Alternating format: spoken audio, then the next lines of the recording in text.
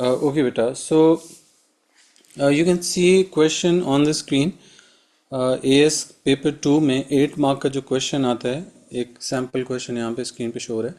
Explain the meaning of equilibrium with graph and consider whether price of a product always will always increase will always increase इसको थोड़ा ठीक कर लें will always increase due to the increase in consumers income. Okay so अगर question की statement का पहले देख लेते हैं, हमें आंसर करने के लिए किन चीज़ों का ख्याल रखना होता है. So we have like 3 assessment objectives for 8 mark question. और वो 3 असेसमेंट ऑब्जेक्टिव्स क्या होते हैं? असेसमेंट ऑब्जेक्टिव 1 इज़ नॉलेज और इसके 3 मार्क्स होते हैं आपके लिए. There are 3 marks for this part, assessment objective 1. Second part होते हैं हमारे पास असेसमेंट ऑब्जेक्टिव 2, जिसे हम एनालिसिस कहते हैं. एनालिसिस के भी 3 मार्क्स होते हैं, ठीक है. और असेसमेंट ऑब्जेक्टिव 3 जो है, इसे हम नाम देते हैं इवैल्यूएशन का. इवैल्यूएशन के अलग से 2 मार्क्स होते हैं. लेकिन ये असेसमेंट ऑब्जेक्टिव 1, 2, 3 इनका मीनिंग क्या है, ये रिक्वायरमेंट इसकी क्या होती है? असेसमेंट ऑब्जेक्टिव 1 की रिक्वायरमेंट होती है कि इस क्वेश्चन की स्टेटमेंट में जो भी आपको इकोनॉमिक्स की टर्म्स नज़र आ रही हैं उनको एलैबोरेट करना. ये असेसमेंट ऑब्जेक्टिव 1 कहलाता है. सेकंड, आपको एनालिसिस करना होता है. एनालिसिस का मतलब होता है जो गिवन वेरिएबल्स हैं इस क्वेश्चन के अंदर, उन वेरिएबल्स में कनेक्शन बिल्ड करना होता है. उसे हम एनालिसिस कहते हैं. लाइक एक चीज़ दूसरी चीज़ को कैसे अफेक्ट करेगी. जैसे यहाँ पे इनकम का तस्करा हो रहा है, सो इनकम किस तरह से इक्विलिब्रियम प्राइस को अफेक्ट करेगी. तो इक्विलिब्रियम प्राइस और इनकम का रिलेशनशिप चूँकि बिल्ड करना है, तो इनकम इंक्रीज होने से क्या प्राइस भी इंक्रीज कर जाएगी प्रोडक्ट की या नहीं करेगी, इसको हमने देखना होगा. और हमने एनालाइज करना होगा कि how like increase in income can increase price of the product. Last चीज़ होती है इवैल्यूएशन. इवैल्यूएशन में हमने जो एनालाइज किया होता है उसको नेगेट करना होता है, उसके अगेंस्ट लिखना होता है.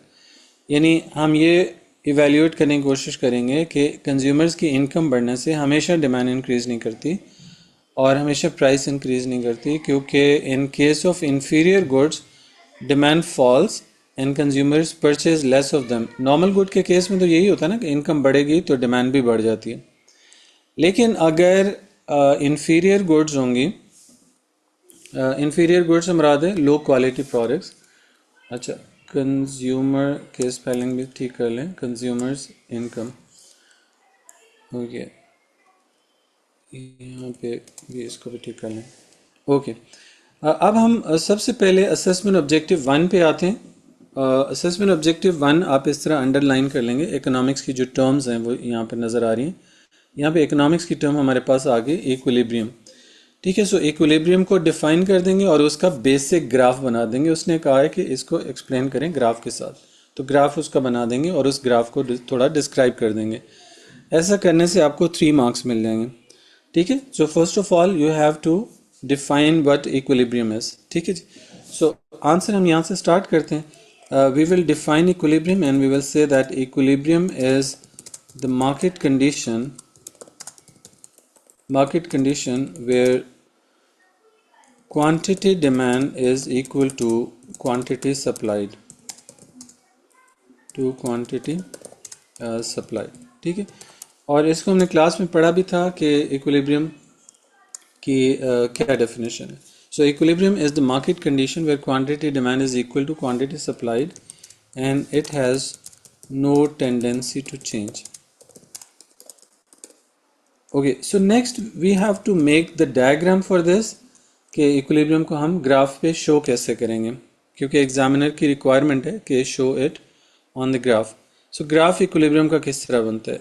आपको सिंपली एक्सेस ड्रॉ करने, and this is origin point on x, और this is origin point on x. We have quantity, ये हमारे पास क्वांटिटी आ गया, और वाई पे हमें लिखना होता है प्राइस, ठीक है. This is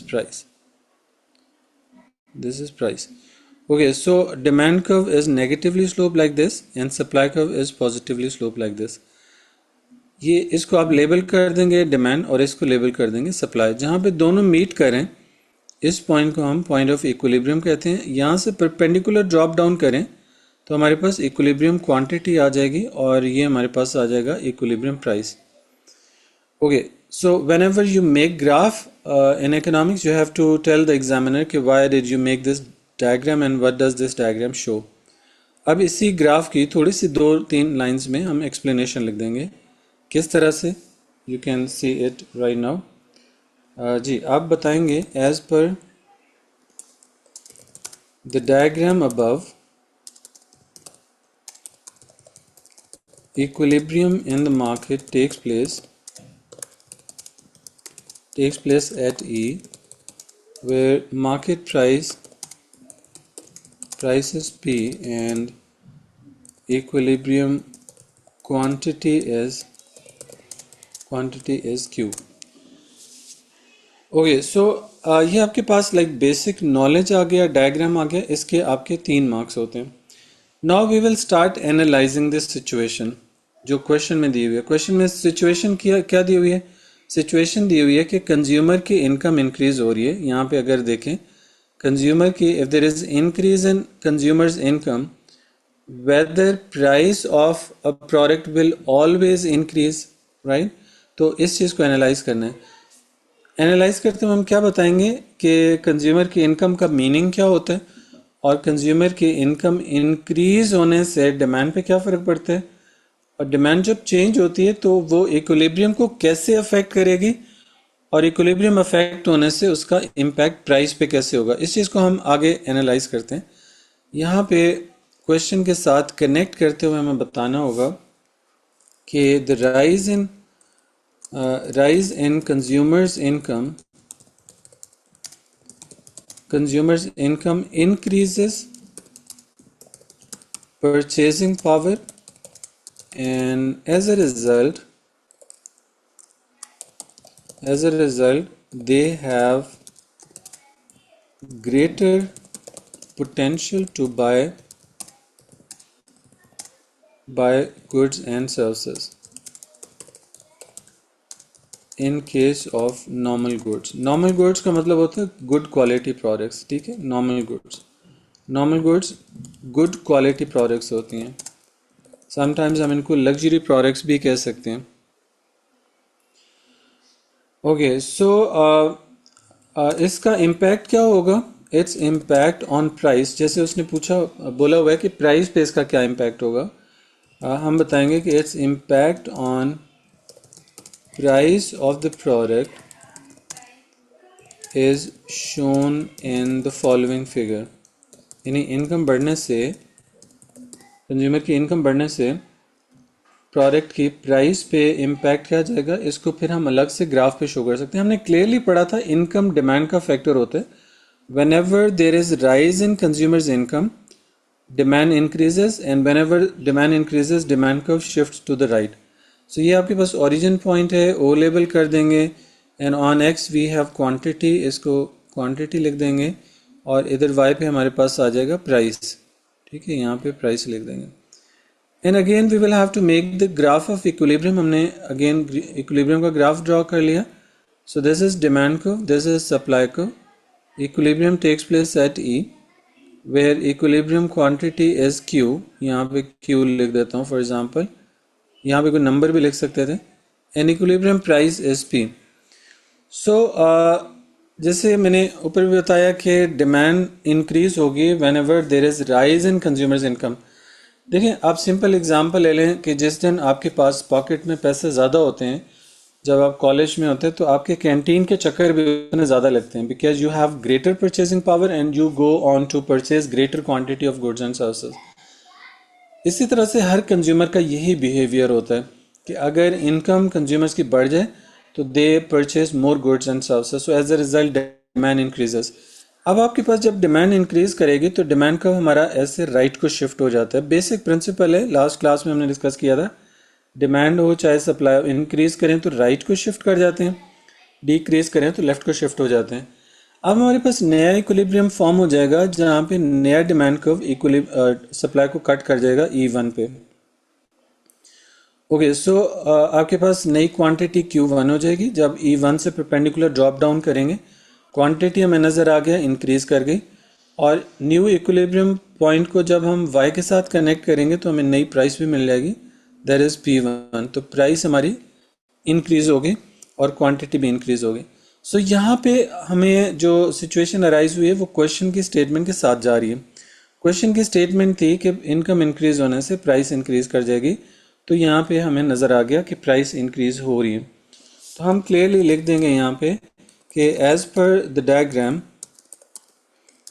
the rise in consumers income led to the rise in demand of normal goods, and as a result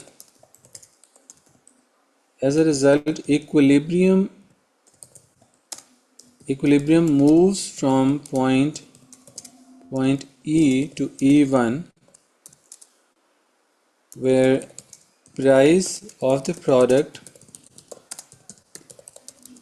increases from P to P1 and equilibrium quantity increases from Q to Q1।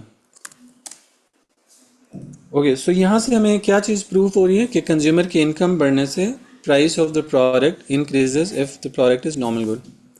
हम clearly लिख देंगे, so the rise in consumers income increases price of normal goods. तो ये question की statement के साथ हम जा रहे हैं, लेकिन इसके अगेंस्ट भी आपको बताना होगा। अगेंस्ट हम क्या बताएंगे कि हमेशा ऐसा नहीं होता कि प्राइस इंक्रीज होने इनकम इंक्रीज होने से प्राइस भी बढ़ जाए। उसके लिए क्या करना होगा, हमें इवैल्यूएशन करनी होगी इसकी। हम कहेंगे on the other hand the rise in income may not always increase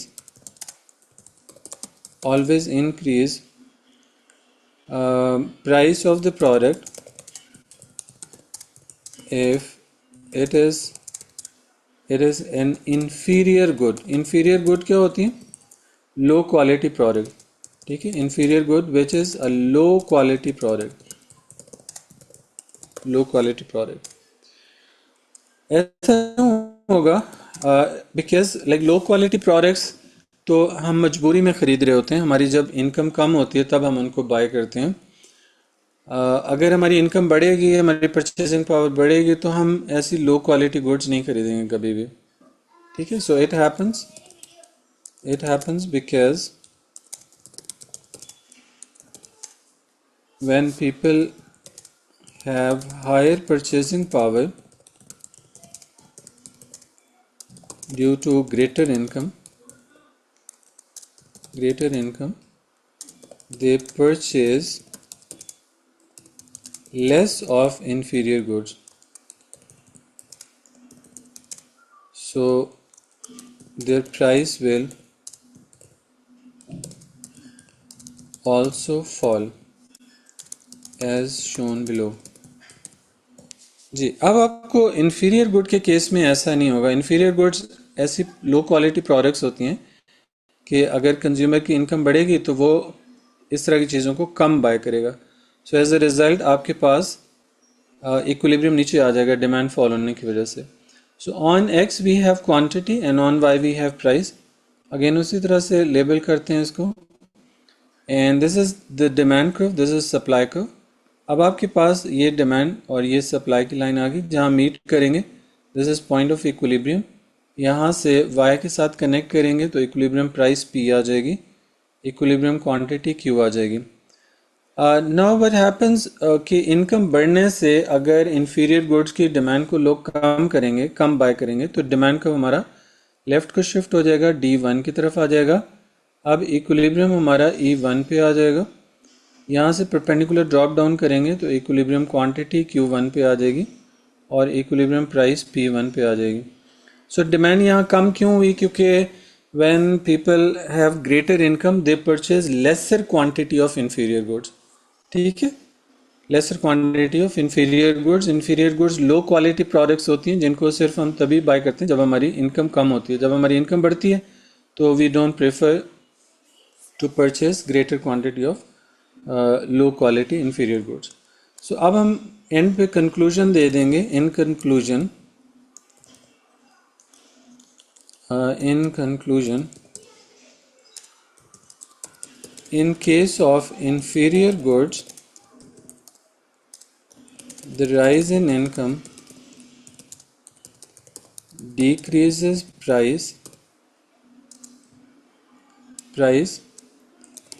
because equilibrium moves from point E to E1 due to low demand. As a result, equilibrium price falls from P to P1. So prove that price may not always rise due to the rise in consumers income. जी बेटा, इसकी मैं पूरा full page आपको show कर देता हूँ एक दफ़ा फिर से पूरे आंसर का. If it can be shown, नहीं पूरा आंसर शो नहीं होगा तो इसकी मैं पीडीएफ भी आपको भेज देता हूँ. और this is a complete answer for 8 mark question. और now we will move to the next topic.